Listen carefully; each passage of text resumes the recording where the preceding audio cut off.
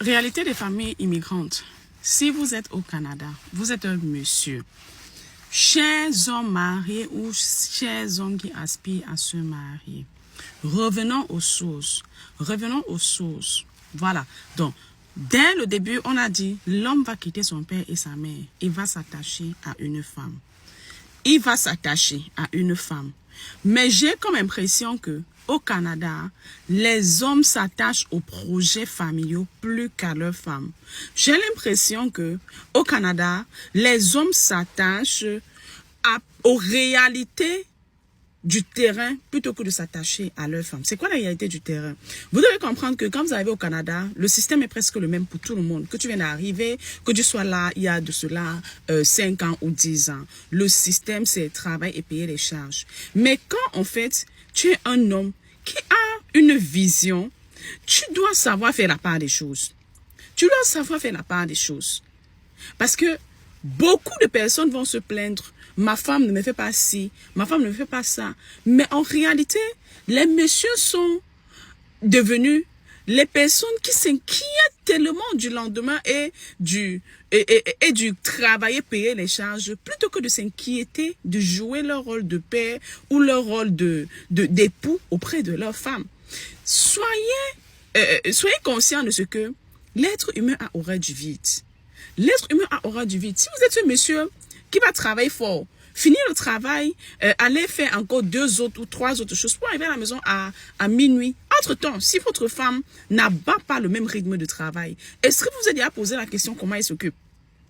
Est-ce que vous avez déjà posé la question qui comble dans ce vide-là? C'est pourquoi je dirais et je dirais toujours, quel que soit ce que vous voulez faire, posez-vous la question, est-ce que je suis proche de ma femme? Parce que nous les femmes en fait, on n'est pas compliqués. C'est vrai que chaque jour, la femme va toujours te dire, tu ne me connais pas bien, tu ne me connais pas bien. Personne ne peut vraiment bien comprendre la femme que nous sommes. Mais une chose que moi je sais sur nous, c'est que nous les femmes, nous aimons la présence de l'être qu'on aime. On aime cette présence-là. On aime cette présence-là.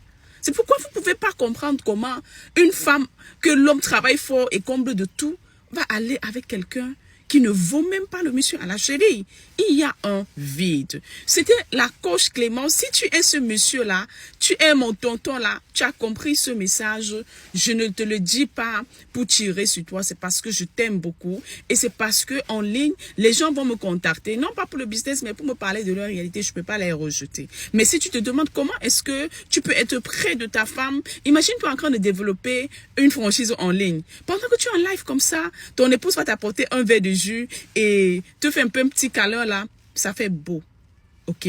Si tu recherches quelque chose de flexible, tu as tous mes coordonnées sur ma bio, je pourrais t'accompagner, Charlotte. Ah là, ah là là, ah là là, ah là là. Les hommes du Canada là aussi souffrent. Quand tu travailles fort, tu travailles trop.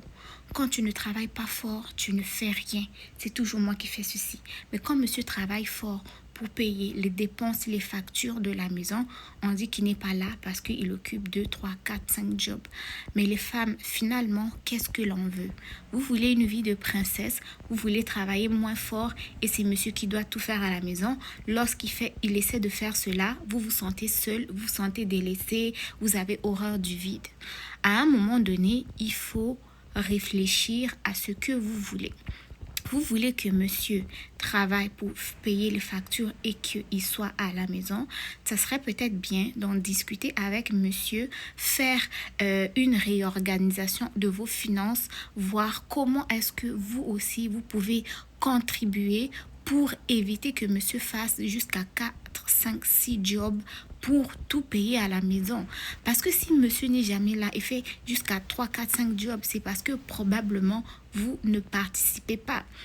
Et étant donné que ce mot-là, je l'aime, mais je ne sais pas s'il est approprié pour la phrase que je vais dire.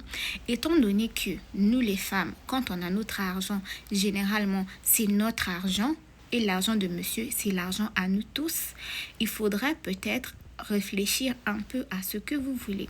Vous voulez le confort et le mari, travailler un peu aussi pour aider l'autre. Parce que vous imaginez la charge qui est sur la tête du monsieur tout le temps en train de penser, je dois aller travailler là, il y a la facture de ceci qui va arriver, facture de cela. Essayez de ménager un peu l'enfant d'autrui. C'est pas parce qu'on a dit que l'homme quittera son père et sa mère, s'attachera à sa femme, que l'homme est devenu l'esclave de tout le monde en fait. Lorsque vous êtes en couple, marié ou pas marié, vous devez partager vos charges, que ce soit vos charges domestiques, financières et autres. Vous êtes là pour vous aimer, pour vous aider à prendre soin de vous l'un de l'autre. Et personne ne doit en fait prendre le dessus sur l'autre, ni exploiter l'autre. Le pauvre va aller travailler là-bas. 4, 5, 6 jobs, il va rentrer à la maison, il est fatigué. Et puis il va encore se demander, ah, il y a les factures de ce mois qui vont arriver. Même le temps où il voulait se reposer, à un moment donné, il va penser, est-ce que je pourrais pas aller faire un temps supplémentaire? Pendant ce temps, toi, tu es où? Tu es à la maison, tu es en train d'écouter les séries, les nounous, en train de faire un peu je sais pas moi, de gossip sur Internet et autres. Et tu te plains, ah, je me sens seule, ah, il n'est pas là, ah, il est travaillé. Tu veux qu'il soit là, tu veux qu'il participe. Toi aussi, apporte quelque chose pour essayer de diminuer un peu ce poids qu'il a sur les épaules et lui donner le temps d'être disponible. Ou bien